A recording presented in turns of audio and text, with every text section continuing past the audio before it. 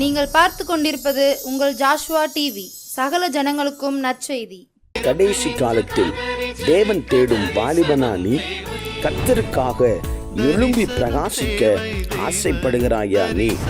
கடைசி காலத்தில் பாவத்தில் விளைவிக்கும் பிசாசின் தந்திரங்களை அழிக்க ஆயத்தப்படுகிற வாலிபனா நீ? ஜாஷ்வா டிவி மற்றும் தீர்க்க தரிசன சந்ததி சர்வதேச ஊழியங்கள் வழங்கும் தீர்க்க தரிசன சந்ததி நேரம். தரிசனம் தேவை, தெய்வ தரிசனம் தேவை, தேசத்தை சுதந்தரிக்க தரிசனம் தேவை. இந்த நிகழ்ச்சி உங்களுக்கு வழங்குபவர்கள் நாதன் டிம்பர்ஸ் துணை நிறுவனமான நாதன் பர்னிச்சர். Praise the Lord. ஆண்டவரும் அருமை இரட்சகருமாகிய ஆண்டவராகிய இயேசுவின் ஈடு இணையற்ற நாமத்திலே த ஜாஷ்வா டிவியில் இணைந்திருக்கிற அன்பு தேவ பிள்ளைகளுக்கு அன்பின் வாழ்த்துக்கள். பிரியமான எனக்கு அருமையான தேவ பிள்ளைகளே, நம்முடைய ஆண்டவர் நம்முடைய சுகபத்திரமாக அவர் தங்க பண்ணுகிற ஆண்டவராக இருக்கிறார். போன வாரம் முழுவதும் ஆண்டவர் நம்ம கூட பேசினார். எனக்கு அருமையானவர்களே, உங்களுடைய வாழ்க்கையில் ஏன் யுத்தத்தின் இரைச்சல் கேட்கிறதுன்னு பேசினார். இந்த வாரத்தில் கூட எந்த இரைச்சலை குறித்து நாம் தியானிக்க போகிறோம் என்று சொன்னால், 1 சாமுவேலின் புஸ்தகம் 4வது அதிகாரம் 14வது வசனம். 1 சாமுவேல் 4:14. புலம்புகிற இந்த சத்தத்தை ஏலி கேட்டபோது இது அமளியின் சத்தம் என்று சொன்னான். அப்பொழுது அந்த மனுஷன் தீவிரித்து எழுந்து வந்து ஏலிக்கு அறிவித்தான். மீண்டும் சரியாய் வாசிக்கிறேன், கவனியுங்கள். புலம்புகிற இந்த சத்தத்தை ஏலி கேட்டபோது இந்த அமளியின் இரைச்சல் என்ன என்று கேட்டான். அப்பொழுது அந்த மனுஷன் தீவிரித்து வந்து ஏலிக்கு அறிவித்தான். எனக்கு மிகவும் அருமையான ஜாஷ்வா டிவியில் இணைந்திருக்கிற தேவ பிள்ளைகளே, தீர்க்க தரிசன தலைமுறை ஊழியத்தோடு உங்களுடைய கைகளை கோர்த்திருக்கிற என் அருமையான தேவத்துடைய மகிமை நிறைந்த பிள்ளைகளே, இந்த 2வது இரைச்சல் என்ன இரைச்சல் அப்படின்னா, அமளியின் இரைச்சல். சொல்லுங்க, அமளியின் இரைச்சல். அமளி என்று சொன்னால் என்ன? வேதாகமத்திலே பல இரைச்சல் இருக்கிறது. அதுல இந்த இரைச்சலுக்கு பெயர் அமளியின் இரைச்சல். அமளின்னா என்ன அர்த்தம் தெரியுமா? புலம்பல். சொல்லுங்க, அமளி என்ன சொன்னா புலம்பல். 2வது குழப்பம். 3வது ஒழுக்கம் இல்லாத. 4வது தெளிவில்லாத. அமளின்னு சொன்னா 4 அர்த்தம். இதெல்லாம் நீங்க எழுதணும்னு, இதெல்லாம் நீங்க எழுதி வைக்கணும். சொல்லுங்க, புலம்பல். சத்தமா சொல்லுங்க, புலம்பல். 2வது குழப்பம். 3வது ஒழுக்கமில்லாத. 4வது தெளிவில்லாத.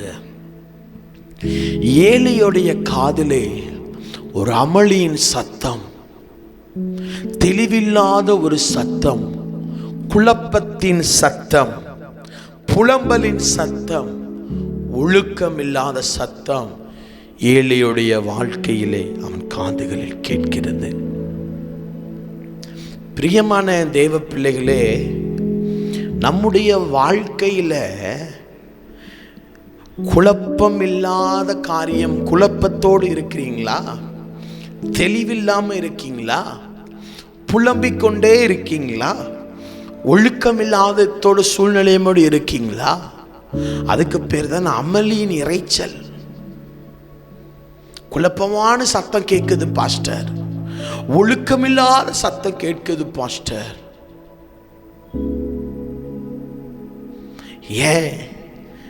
ஏன் இந்த அமளியின் இரைச்சல் கேட்டது? இதைதான் நாம் தியானிக்க போகிறோம்.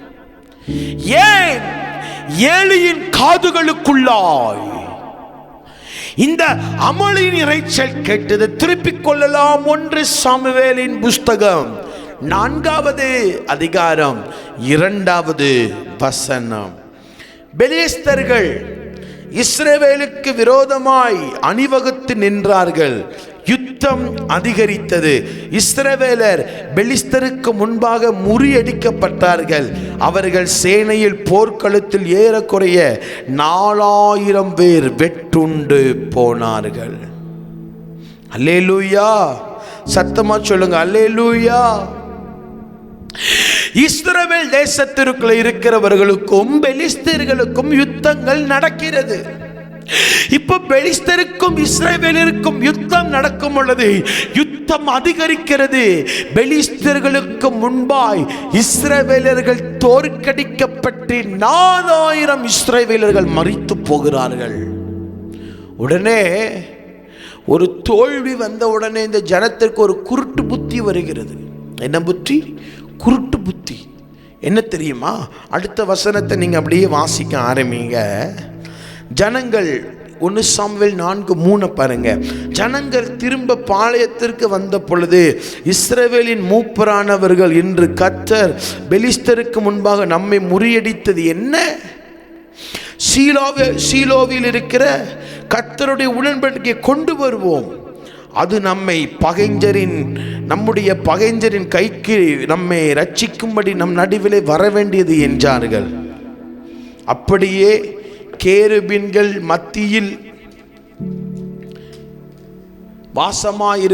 மத்தியிலே வாசமாயிருக்கிற சேனைகளின் கர்த்தருடைய உடன்படிக்கை பெட்டியை எடுத்து வர ஜனங்கள் சீலோவுக்கு சொல்லி அனுப்பினார்கள். அங்கே ஏலியின் 2 குமாரனாகிய ஓப்னி பினெகாஸ் பெட்டி அண்டையிலே இருந்தார்கள். கர்த்தருடைய உடன்படிக்கை பெட்டி பாளையத்தில் வருகிற போது இஸ்ரவேல் எல்லாரும் பூமி அதிரத்தக்க மகா ஆர்ப்பரிப்பாய் சத்தமிட்டார்கள். இப்போ ஒரு தவறான ஒரு தீர்மானம் நடக்கிறது. என்ன தீர்மானம்? இப்போ தோத்துட்டோம்ப்பா, நம்ம என்ன பண்ணிட்டோம்? நம்ம எல்லாரும் யுத்தத்தில் தோத்துட்டோம். ஏன் தோத்தோம்? இப்போ மூப்பர்கள் ஏன் தெரியுமா தோத்தோம்? கர்த்தருடைய பெட்டி நமக்கு இல்லை. கர்த்தருடைய பெட்டி இருந்தால் நம்ம ஜெயிச்சிருப்போமே. இப்போ கர்த்தருடைய பெட்டி எங்கே இருக்குது? சீலோவில் இருக்கிறது. சீலோவில் யார் இருக்கிறா? நம்ம ஏலியுடைய குமாரர்கள் ஓப்பனை பினெகாஸ் என்ன பண்ணி கொண்டிருக்கிறார்கள்? பெட்டியை பாதுகாத்து கொண்டிருக்கிறார்கள். ஓ அப்படியா, சரி, அப்போ அவங்களுக்கு சொல்லி அனுப்புங்க, பெட்டியை கொண்டு வர. இப்போ இஸ்ரவேல் மக்கள் என்ன பண்ணுகிறார்கள்? சீலோவில் இருந்து ஸ்தோத்திரம் யுத்தம் நடக்கிற பாளையத்திற்கு கர்த்தருடைய கேருபீன்களுடைய மத்தியில் இருக்கிற கர்த்தருடைய பெட்டியை கொண்டு வருகிறார்கள். கொண்டு வந்த உடனே வேதம் இப்படியாக சொல்லுகிறது, அவர்கள் மகா சத்தமிட்டு ஆர்ப்பரித்தார்கள். எப்படி ஆர்ப்பரித்தார்களா? பூமி அதிரத்தக்க. இப்போ இவர்கள் ஒரு தவறான ஒரு தீர்மானத்தை பண்ணுகிறார்கள். தவறான தீர்மானம். ஃபர்ஸ்ட் யுத்தத்தில் 4000 பேர் செத்துட்டாங்கப்பா. செத்து போகிறதுக்கு காரணம் என்ன? கர்த்தருடைய பெட்டி நம்ம கூட இல்லை. ஸோ கர்த்தருடைய பெட்டியை கொண்டு வாங்க அப்படின்னு வந்த உடனே பூமி அதிரத்தக்க, எப்படி? பூமி அதிரத்தக்க மகா சத்தமிட்டார்கள். பெட்டி வந்தது. அடுத்த வசனத்தை 6வது வசனத்தை 1 சாமுவேல் 4:6 வாசிங்க.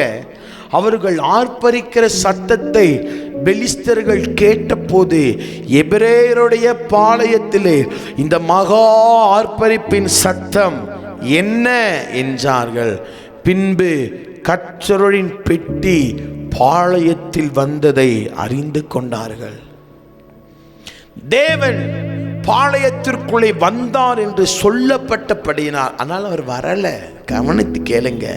சொல்லப்பட்டபடியால் பெலிஸ்தர்கள் பயந்து, ஐயோ நமக்கு மோசம் வந்தது, இதற்கு முன் ஒருபோதும் இப்படி நடக்கலையே அப்படின்னு சொல்லி பயப்படுகிறார்கள்.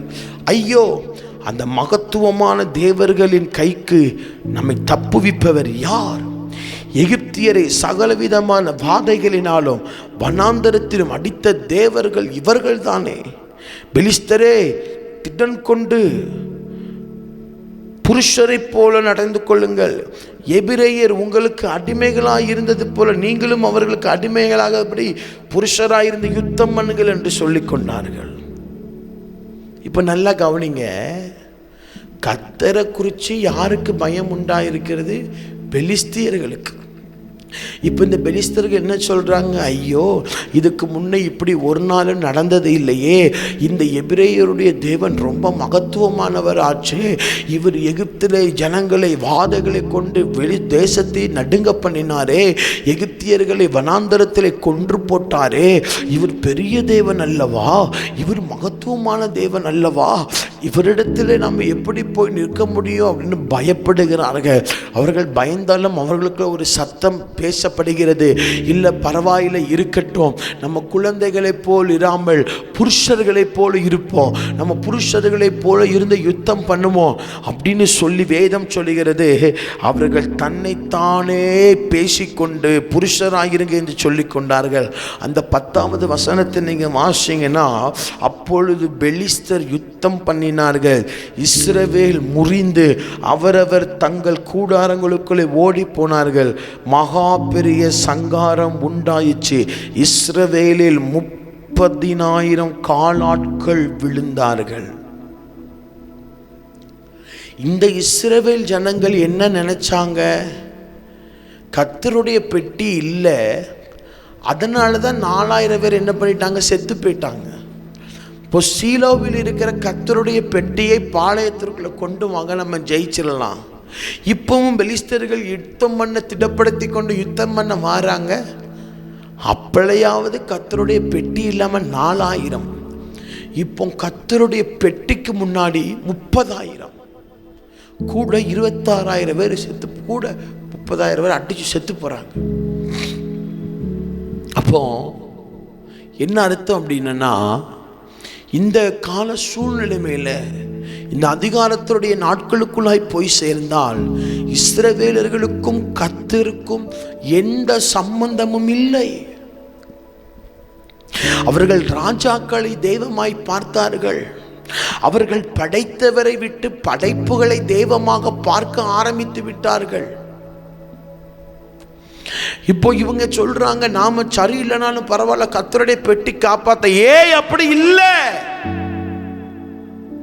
நான் சரியில்லாமல், நான் கர்த்தருக்கு உண்மையாய் நேரத்தை செலவு பண்ணாமல் கர்த்தர் எனக்கு உதவி செய்ய மாட்டார். அப்படி உதவி செய்கிற தேவனாய் இருந்தால் வேதம் சொல்லி இருக்க வேண்டுமே, கர்த்தருடைய உடன்படிக்கை பெட்டிக்கு முன்பாக பெலிஸ்தர்கள் லட்சங்கள் செத்து போனார்கள். அப்படி அல்ல, கர்த்தருடைய உடன்படிக்கை பெட்டிக்கு முன்பாக தம்முடைய ஜனங்களை 30,000 பேரும் செத்து முடிவதை கர்த்தர் பார்த்து கொண்டு மௌனமாய் இருந்தார்.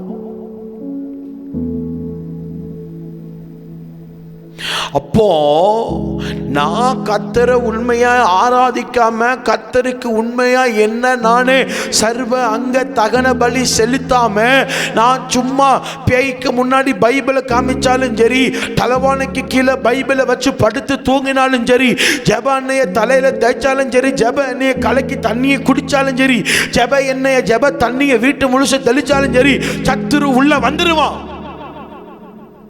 அல்லேலூயா. பரக்கத்தலஸ் 30,000 பெட்டி இல்லாதப்பவே 4,000 பேரப்பா, பெட்டி வந்தது 30,000 பேர் செத்து போயிட்டீங்களையா? பெட்டி உனக்கு உதவி பண்ணலையா? பண்ணல. பெட்டி உனக்கு பாதுகாக்கலையா? காக்கல. ஏன்? நாங்க கர்த்தருடைய உடன்படிக்கை முன்னாடி நாங்க கர்த்தரை நமஸ்கரிக்கவும் இல்லை, தொழுது கொள்ளவும் இல்லை. கர்த்தருக்கும் எங்களுக்கும் தூரம் அதிகமாயிற்று.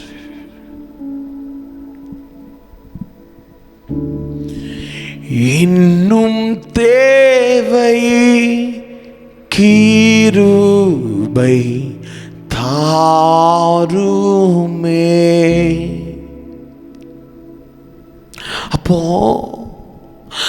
என்ன நடக்குதுன்னு கேளுங்க. அடுத்த வசனத்தை நீங்க பாருங்க.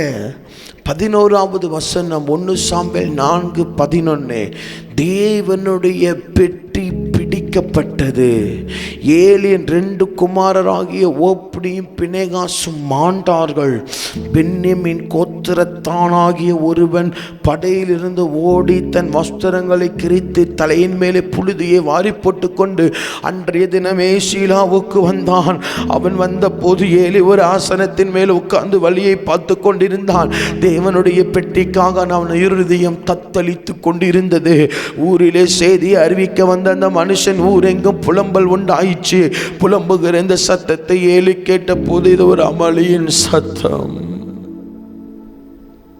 புலம்பல், ஊருக்குள்ளே குழப்பம், ஊருக்குள்ளே புலம்பல், ஊருக்குள்ளே ஒழுக்கமில்லாத சத்தம், ஊருக்குள்ளே குழப்பமான சத்தம், ஊருக்குள்ளே தெளிவில்லாத சத்தம். இதை கேட்கும் போது இவன் சொல்லுகிறான், எனக்கு அமளியின் சத்தம்லாம் கேட்குது, என்ன ஆச்சுப்பா அப்படி கேட்டா, அடுத்த வசனத்தை நீங்கள் வாசிங்க. ஏலி 98 வயது உள்ளவனாக இருந்தான். அவன் பார்க்க கூடாதபடி அவன் கண் மங்களாக இருந்தது. அந்த மனுஷன் ஏலியை பார்த்து, படையிலிருந்து வந்தவன் நான் தான், இன்றுதான் படையிலிருந்து ஓடி வந்தேன். அப்பொழுது அவன், என் மகனை நடந்த காரியம் என்னென்று கேட்டான். செய்தி கொண்டு வந்தவன் பிரதியுத்தரமாக, இஸ்ரவேல் பெலிஸ்தர்கள் எல்லாரும் ஜனங்களுக்குள்ளே பெரிய சங்காரம் உண்டாயிற்று. உம்முடைய குமாரனாகிய ஓப்பனியும் பிணைகாசும் ஆண்டு இறந்து போனார்கள். தேவனுடைய பெட்டியோ பிடிக்கப்பட்டு போயிற்று. நீங்க இப்ப நம்ம இப்ப என்ன கேட்கிறோம் நீங்க யோசிச்சு பாருங்க. அப்போ கர்த்தருடைய உடன்படிக்கை பெட்டியில மகிமை இல்லாம போயிட்டா. ஆனா அதே அதிகாரத்தில் 22வது வசனம் இப்படியாக சொல்லுகிறது, தேவனுடைய பெட்டி பிடிக்கப்பட்டு போனபடினால் மகிமை இஸ்ரவேலை விட்டு விலகிச்சு. அப்போ கர்த்தருடைய மகிமை இஸ்ரவேல் தேசத்துல இருந்தாலும் இஸ்ரவேல் ஜனங்களுக்கு கர்த்தருடைய மகிமை யுத்தத்துல உதவி பண்ணவில்லை. அல்லேலூயா, அல்லேலூயா, அல்லேலூயா. கர்த்தருடைய மகிமை இருந்தது, ஆனாலும் இஸ்ரவேலுக்கு. இப்போ நீங்கள் கேளலாம், இல்லை பாஸ்டர், இல்லை அப்போ வந்து மகிமை போயிட்டுன்னா கர்த்தருடைய உடன்படிக்கை பிடிக்கல, வல்லமை இல்லையா? நான் மீண்டும் சொல்கிறேன் பாருங்க, அடுத்த வசனத்தை நீங்கள் அப்படியே வாசி பார்த்தீங்கன்னா, கர்த்தருடைய உடன்படிக்கை பெட்டி தாகோனின் கோயிலில் கொண்டு வந்து வைக்கிறார்கள். நடந்தது என்ன தெரியுமா? தாகோன் 4வது வசனம், மூகம் குப்புறாக விழுந்து கிடந்ததும் இல்லாமல் அதன் தலை 2 கைகளும் உடைப்பட்டு கிடந்தது. அப்போ கர்த்தருடைய உடன்படிக்கை பெட்டியில வல்லமை குறையில்லை. கர்த்தருடைய பெட்டி இஸ்ரவேலர்களை விட்டு கைவிரி போன உடனே மகிமை இல்லாம போயிட்டு. அப்போ நான் என்ன கேட்கிறேன் அப்படின்னா, நாம் சரியில்லாத ஜீவியம் வாழ்ந்து விட்டு கர்த்தர் எனக்கு உதவி செய்வார் என்று நாம் சொல்லக்கூடாது. நாம் சரியில்லாத ஜீவனம் பண்ணிக்கொண்டு கர்த்தர் என்னை மேன்மைப்படுத்துவார் சொல்ல முடியாது. நாம் சரியில்லாமல் நம்முடைய வாழ்க்கையிலே, நம்முடைய ஜெப வாழ்க்கை சரியில்லாமல் கர்த்தர் எல்லாவற்றும் நன்மையாக செய்வார்னு சொல்ல முடியாது. வேதம் சொல்லுகிறது, அன்றையும் அவருடைய தீர்மானத்தின்படி அழைக்கப்பட்டவர்களால் தேவனிடத்தில் அன்பு கூறுகிறவர்களுக்கு சகலமும் நன்மைக்கு ஏதுவா செய்யப்படுகிறது. யாருக்கு? எல்லாருக்கும் அல்ல, தேவனிடத்தில் அன்பு கூறுகிறவனுக்கு, அழைக்கப்பட்டவனுக்கு, அன்பு கூறுகிறவனுக்கு மாத்திரம்தான் சகலமும் நன்மையாக செய்யப்படும். எல்லாருக்கும் அல்ல, எல்லாருக்கும் சகலமும் நன்மையாய் செய்யப்படும் நல்ல. அழைக்கப்பட்டவனுக்கும் அன்பு கூறுகிறவனுக்கும். சொல்லுங்கள், அழைக்கப்பட்டவன், அன்பு கூறுகிறவன். அப்போ என் வாழ்க்கையில புலம்பலின் சத்தம், குழப்பத்தின் சத்தம், தெளிவில்லாத சத்தம், குழப்பம், புலம்பல்கள் என் வாழ்க்கையில வர காரணம் என்ன? ஒழுக்கமில்லாத சத்தங்கள், அமளியின் சத்தம் வர காரணம் என்ன அப்படின்னு கேட்டா, கர்த்தருடைய உடன்படிக்கை பெட்டி பிடிக்கப்பட்டது. பெரிய சங்காரம் வந்தது. பெட்டி இருக்குது, பெட்டியில கர்த்தருடைய வல்லமை இருக்குது, பெட்டியில சுற்றிலும் தேவ பிரசனம் இருக்குது. ஏன் எங்களுக்கு பெட்டி உதவி பண்ணலப்பா? நீங்க என்னை மதிக்கவில்லை, நீங்கள் என்னை ஆராதிக்கவில்லை. தேவைக்கு மாத்திரம் தெய்வத்தை தேடாதீங்க, தேவைகள் இல்லாத பொழுதும் தெய்வத்தை தேடுங்கள். எனக்கு ஒரு தேவை, அதனால இயேசு கிட்ட வந்தேன்னு சொல்லாதீங்க. எனக்கு தேவை இல்லை, ஆனாலும் நான் இயேசுவை நேசிப்பேன். எனக்கு பிரச்சனை இல்லை, ஆனாலும் இயேசுவை நேசிப்பேன். அவர் எனக்கு எல்லாவற்றையும் தந்தாலும் சரி, தராமல் போனாலும் சரி, I love you Lord.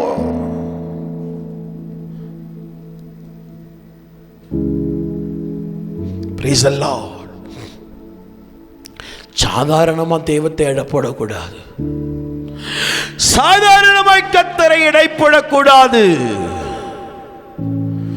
Praise. Hallelujah.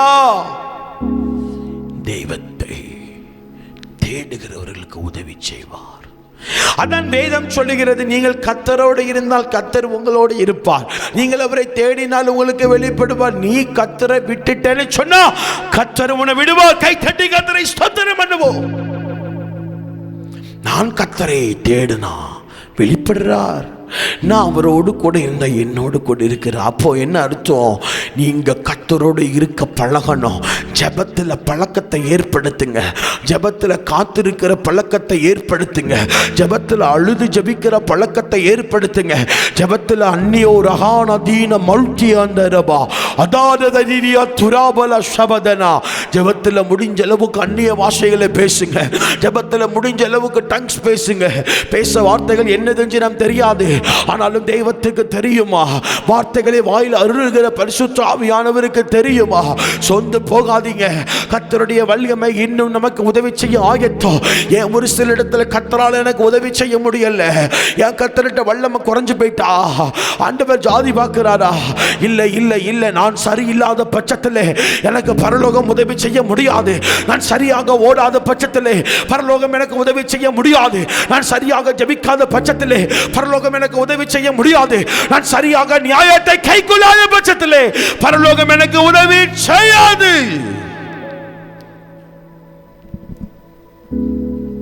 கலமானா theta அடனக பலகட பட துடக்க வந்தலந்தரஸ்.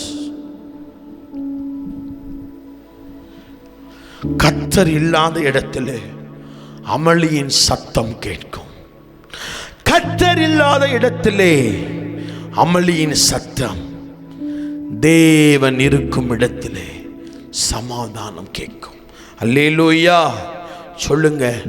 தேவன் இல்லாத உற்சாகம் பெரிய மரணம். தேவன் இல்லாத உற்சாகம் பெரிய மரணம். தேவன் இல்லாத ஆராதனை பெரிய குழப்பம். ஆண்டவருடைய சமூகத்தில் அழுது ஜெபிக்கணும், புலம்பி ஜெபிக்கணும், கண்ணீர் வடிச்சு ஜெபிக்கணும். Help me O lord. உதவி பண்ணுங்கப்பா, எங்களுக்கு உதவி பண்ணுங்கப்பா, எங்களுக்கு உதவி பண்ணுங்கப்பான்னு கேளுங்க. ஆனால் நம்ம நிச்சயம் கைவிட மாட்டா. நம்ம யோசிச்சு பாருங்களேன். ஒரு மனுஷன் கொலைக்காரனா மாறி ஒரு ஆளை கொலை பண்ணிட்டான். கொலை பண்ண கொலைகாரனுக்கு நம்மளால உதவி பண்ண முடியுமா? முடியாது. அதே தான் ஒரு நிரபராதினா நம்மளால உதவி பண்ண முடியும். நமக்கு ஆண்டவர் அதுக்கு நான் யாருக்குமே உதவி பண்ண முடியாதுன்னு சொல்லலை. ஒரு சில சிச்சுவேஷன்ல நம்ம தப்பா பாவத்தை பண்ணும்போது ஆண்டவர் பிள்ளை பாவனும் உதவி பண்ணினா மீண்டும் மீண்டும் அதையே செஞ்சுட்டு உதவி பண்ணுங்கன்னு கேட்டா எப்படி பண்ண முடியும் அவரால?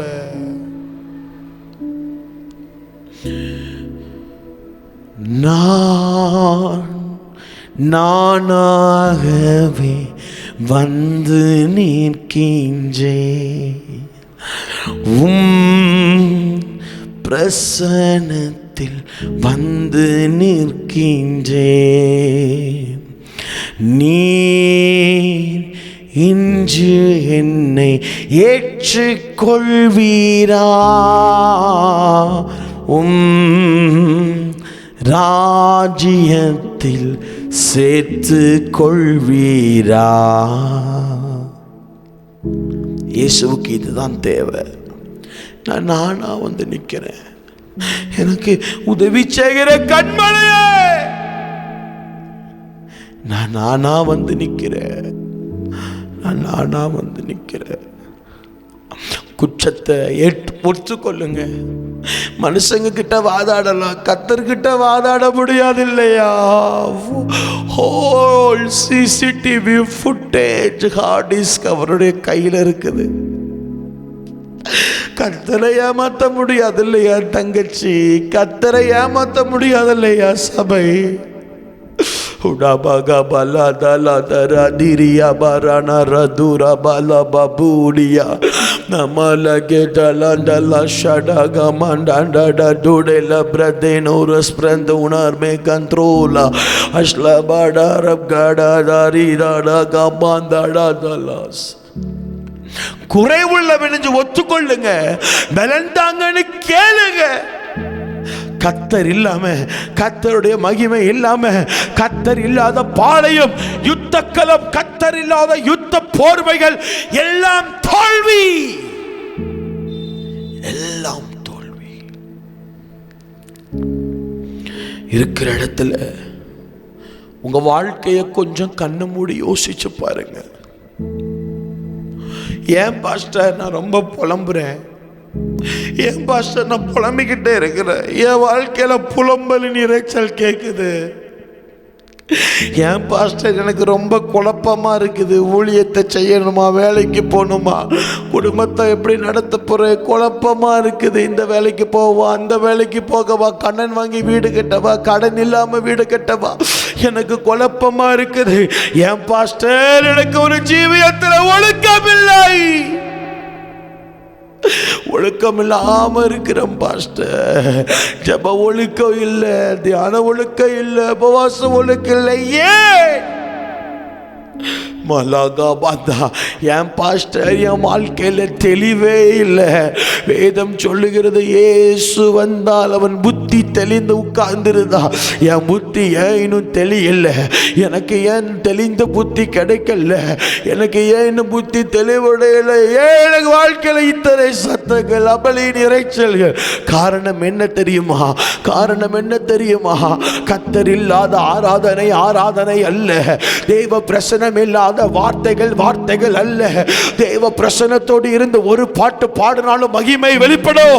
தேவ பிரசனத்தில் நின்று ஒரு சத்தத்தை உயர்த்தி அல்லேலூயா சொன்னாலும் வல்லமை வெளிப்படும். Praise the Lord. இருக்கிற இடத்துல கண்களை மூடி, ஏன் இன்னும் என் வாழ்க்கையிலே அமளியின் சத்தம் கேட்கிறது, குழப்பத்தின் சத்தம் கேட்கிறது, அமளியின் இரைச்சல் ஏன் கேட்கிறது, தெளிவில்லாத இரைச்சல் கேட்கிறது, ஒழுக்கமில்லாத இரைச்சல்கள் கேட்கிறது? ஏன்? கண்ணை மூடி ஜெபிங்க. ஆண்டவரே please help me O lord, உதவி பண்ணுங்கப்பா, உதவி பண்ணுங்கப்பா, உதவி பண்ணுங்கப்பா.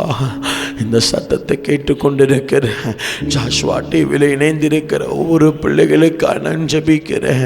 அப்பா, உங்கள் கூட நாங்கள் டைம் ஸ்பெண்ட் பண்ணாமல், உங்களை மதிக்காமல், என்னத்தை பைபிளை வச்சு ஜெபம் பண்ணாலும், தலைக்கு பைபிளை தலைக்கீழே வச்சாலும், ஜெபனை தெளித்தாலும் ஒன்றும் எனக்கு நடக்காதுப்பா. இஸ்ரவேல் ஜனங்கள் கர்த்தருடைய பெட்டியை வைத்தும் யுத்தத்தில் 30,000 பேர் மரித்து போனார்கள். அப்பா அப்பா, நீங்க இல்லாம எந்த கிருபையும் வேஸ்ட், நீங்க இல்லாம எந்த ஆவியும் வேஸ்ட். ரகன துனியா ஷமன மௌர்னியா அதீரியா மனாதடாக பாந்தலாரியா தோசா அத்தோரியா சம்பிராண தேரா அடனகடதடக படகடதடக பலதர பலதீரா அரப்லந்த ரோலியஸ். கிருபை வெளிப்படட்டும் தகப்பனே. இனி எங்களுடைய வாழ்க்கையிலே அமளியின் இரைச்சல்கள் கேட்கக்கூடாது. அந்த குழப்பமான சத்தம், ஒழுக்கமில்லாத சத்தம், தெளிவற்ற சத்தம், ஆண்டவரே இந்த இரைச்சல்கள் இனி எங்கள் வாழ்க்கையில கேட்கக்கூடாது. இயேசுவின் நாமத்தில் அமளியின் இரைச்சல்கள் அடங்கி போவதாக. கர்த்தர் இல்லாமல், கர்த்தர் பரலோகம் எனக்கு தந்த எதுவும் செயல்படாது. பிதாவே, பரிசுத்த கரத்திற்குள்ளே எங்களை ஒப்பு கொடுக்கிறோம். இந்த சத்தத்தை கேட்டுக்கொண்டு இருக்கிற பிள்ளைகளுடைய எக்ஸாம்ஸ் ஆசீர்வதிங்க. அம்மா அப்பா குடும்பங்களை ஆசீர்வதிங்க. வியாதிகள் எல்லாம் இயேசுவின் நாமத்தில் மறைந்து போகட்டும். வியாதியை கொண்டு வருகிற எல்லா பொல்லாத ஆவிகளும் இயேசுவின் நாமத்திலே சுட்டரிக்கப்பட்டு போகட்டும். இனி வியாதிகள் ஒன்றும் பிள்ளைகளுடைய வாழ்க்கையில் இருக்கக்கூடாது. வியாதியை எடுத்து வந்து போராடுகிற அந்த ஆவிகளை கடிந்து கொள்ளுகிற சுகம், விடுதலை, ஆரோக்கியம், சந்தோஷம் இந்த குடும்பத்திற்கு உண்டாகும்படியாய் ஜெபிக்கிறேன். நீர் அப்படி செய்கிறதற்காக ஸ்தோத்திரம். இயேசுவின் நாமத்தில் பிதாவே, ஆமென். பிரியமான எனக்கு அருமையான தேவ பிள்ளைகளே, நம்முடைய வாழ்க்கையில் அமளியின் இறைச்சல்கள் கேட்கக்கூடாது. இந்த ஜனங்கள் கர்த்தரோடு இல்லை, ஆனாலும் கர்த்தருடைய பெட்டியை வைத்து ஜெயித்து விடலாம் என்று நினைத்தார்கள்.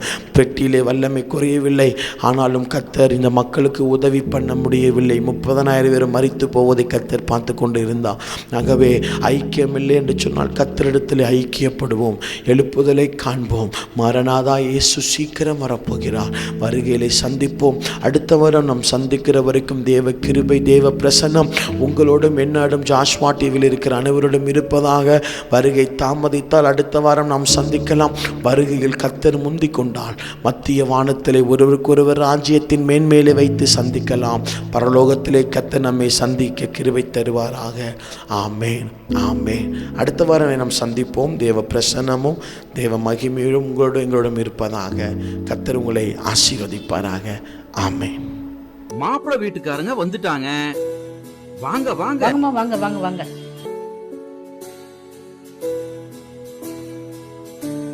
வணக்கம்மா, உட்காருங்க.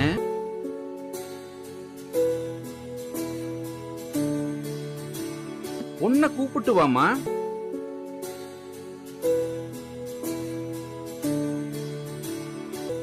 உன்னை பிடிச்சிருக்கா? உன்னை பிடிச்சிருக்குது. உங்க பர்னிச்சர்ஸ் ரொம்ப அழகா இருக்குது. அதுவா, எங்க அப்பா காலத்துல இருந்தே வீட்டுக்கு தேவையான ஜன்னல், கதவு எல்லாத்தையுமே கடையாளு ரொட்டி நாதன் டிம்பர்ஸ்ல தான் வாங்குவோம். இப்போ அவங்களோட புது பர்னிச்சர் ஷோரூம் சங்கரன் கோவில் ரோடு கடையாளு ரொட்டியில மிக பிரம்மாண்டமா ஆரம்பிச்சிருக்காங்க.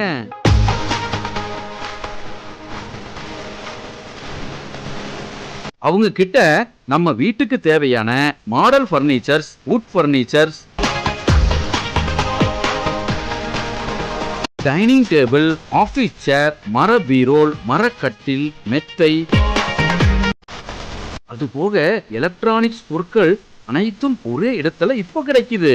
கல்யாணத்துக்கு தேவையான அனைத்து சீர்வரிசை பொருட்களும் ஒரே இடத்துல வாங்கிக்கலாம். இங்க இல்லன்னு எதுவுமே இல்ல. நியாயமான விலை, கலைநயம் மிகுந்த வேலைப்பாடு, தரமான பொருட்கள். என் பொண்ணு கல்யாணத்துக்கு அங்கதான் சீர்வரிசை வாங்க போறேன். அது என்ன, உங்க வீட்டு பொண்ணு நம்ம வீட்டு பொண்ணு, நம்ம எல்லாரும் சேர்ந்து குடும்பத்தோட போய் எடுப்போம். வாங்க, குடும்பத்தோட போகலாம். நாதன் டிம்பர்ஸ் துணை நிறுவனமான நாதன் பர்னிச்சர்ஸ், சங்கரன் கோவில் மெயின் ரோடு, கடையாளு ரொட்டி.